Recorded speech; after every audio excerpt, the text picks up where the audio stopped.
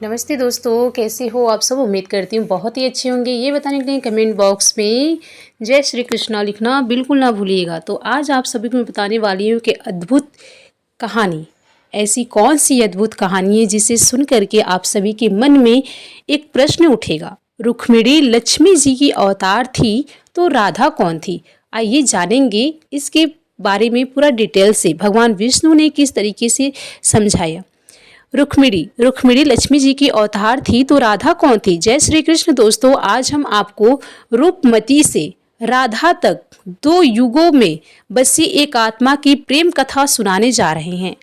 त्रेता युग का समय था जब भगवान विष्णु ने पृथ्वी पर मर्यादा पुरुषोत्तम श्री राम के रूप में अवतार लिया था। अयोध्या नगरी आनंद से भरी थी, परंतु श्री राम ने जीवन में सुख से अधिक त्याग और कर्तव्य की महिमा थी। राजा होकर भी वे वन को गए और पत्नी सीता और भ्राता लक्ष्मण के साथ रावण का वध किया। सीता को लौटा लाए और अयोध्या नगरी अपनी समृद्धि और मर्यादा के लिए प्रसिद्ध थे। अयोध्या नरेश श्री राम राजा होने के बावजूद एक सन्यासी की भांति जीवन जी रहे थे और वे जनक नंदिनी सीता से विवाह कर उन्हें रघुकुल की कुलवधू बनाकर लाए थे। फिर वनवास, रावण वध और सीता की अग्नि परीक्षा जीवन में मानो दक्षिणिक क्षणिक सुख और दीर्घ कर्तव्य ही शेष रह गए थे। पर श्री राम केवल एक पति नहीं, एक धर्म रक्षक थे। जब प्रजाननों ने के मुख से सीता की पवित्रता पर संदेह के स्वर उठे तो राम ने मन को चीरकर उन्हें वनवास दिया और अंत में जब सीता धरती माता की गोद में समा गई तब श्री राम पूरी तरह अकेले हो गए।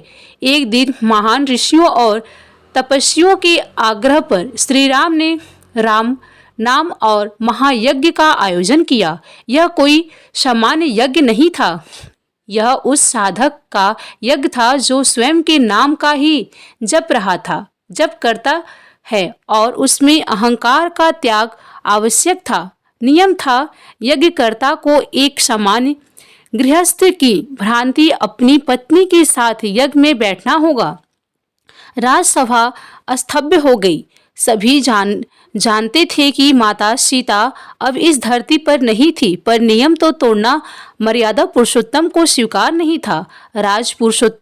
पुरोहितों ने सुझाव दिया, प्रभु, यदि सीता माता की एक प्रतिमा बनवा ली जाए और उन्हें अर्चना का पात्र बनाकर पूजन किया जाए तो यह यज्ञ विधिवत पूर्वक संपन्न हो सकता है।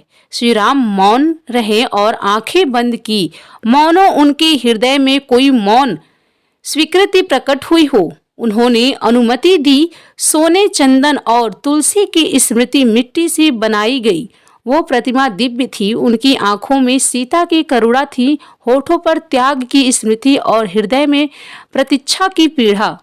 वह मूर्ति केवल प्रतिमा नहीं थी, वो सजीव लगती थी। यज्ञ आरंभ हुआ। श्री राम पत्नी रूप में उस मूर्ति को अपने पास बैठाकर साधक बनकर राम नाम का जप करने लगे। 7 दिवसीय यज्ञ के पश्चात जब मूर्ति विसर्जन का समय आया, अयोध्या में हलचल मच गई। जैसे ही वो मूर्ति जल में प्रभावित करने को उठाई गई, वो प्रतिमा धीरे धीरे कांपने लगी। उसकी आंखों से अश्रुधारा बह निकली। समस्त सभा स्तब्ध। मूर्ति के होठ फड़के और एक करुणा पुकार उभरी, प्रभु, आप मुझे पत्नी की भ्रांति प्रतिष्ठित कर पूजन में सम्मिलित कर रहे हैं। क्या अब मेरा स्थान केवल जल में बह जाने योग्य है?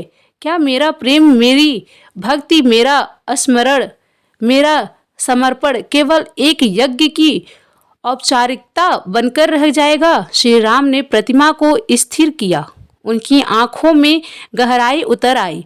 उन्होंने पूछा, तुम कौन हो? मूर्ति बोली, मैं रूपमती हूँ, तुम्हारे प्रेम की वो छाया जो सीता के त्याग के पश्चात भी तुम्हारे समीप रही। मैं वो आत्मा हूँ जो तुम्हारे साथ जीना चाहती थी, जिसे तुमने सीता के रूप में पूजित किया, पर जिसे पत्नी का अधिकार नहीं मिला। क्या मेरी पीड़ा भी सुनी जाएगी? श्री राम मौन हो गए। वे जानते थे यह कोई साधारण प्रतिमा नहीं थी, यह वही आत्मा थी जो उनके प्रेम की प्रतीक्षा में जन्मों से भटक रही थी। उन्होंने गहराई सांस ली और कहा, रूपमती, तुम्हारा प्रेम अमर है, पर इस जन्म में मैं राम हूँ, धर्म का प्रतीक, धर्म की मर्यादा मुझे किसी अन्य स्त्री को अपनी पत्नी के रूप में स्वीकार नहीं करने की देती। लेकिन तुम्हारी भक्ति, तुम्हारा समर्पण व्यर्थ नहीं जाएगा। मैं वचन देता हूँ, जब मैं अगले युग में श्री कृष्ण के रूप में जन्म लूँगा, तब तुम राधा बनकर मेरे साथ रहोगी। जिनसे जितने दिन इस जन्म में मैं तुमसे दूर रहा, उतने ही दिन अगले युग में तुम्हारा संग रहूंगा, और इस बार ना कोई मर्यादा होगी और ना कोई वियोग। इतना कहकर श्री राम ने उस चेतन प्रतिमा को जल में प्रभावित किया। जब जल में केवल मिट्टी गई और आत्मा वहीं ठहर गई। अगले युग के लिए कालचक्र आगे बढ़ा। त्रेता युग बीत गया और द्वापर का प्रारंभ हुआ। अब वही विष्णु श्री कृष्ण बनकर जन्मे। यशोदा की गोद में गोकुल के एक ग्वाल बाल के रूप में और बरसाना नगरी में जन्म ली। एक कन्या अत्यंत सौम्य, अत्यंत दिव्य। राधा बचपन से ही उनका मन कान्हा की ओर खींचने लगा। जब कृष्ण मुरली बजाते, राधा की आंखों से आंसू बहने लगी।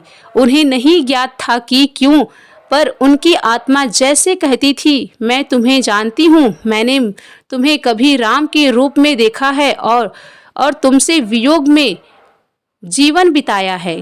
कृष्ण ने जब पहली बार राधा को देखा तो मन ठहर गया।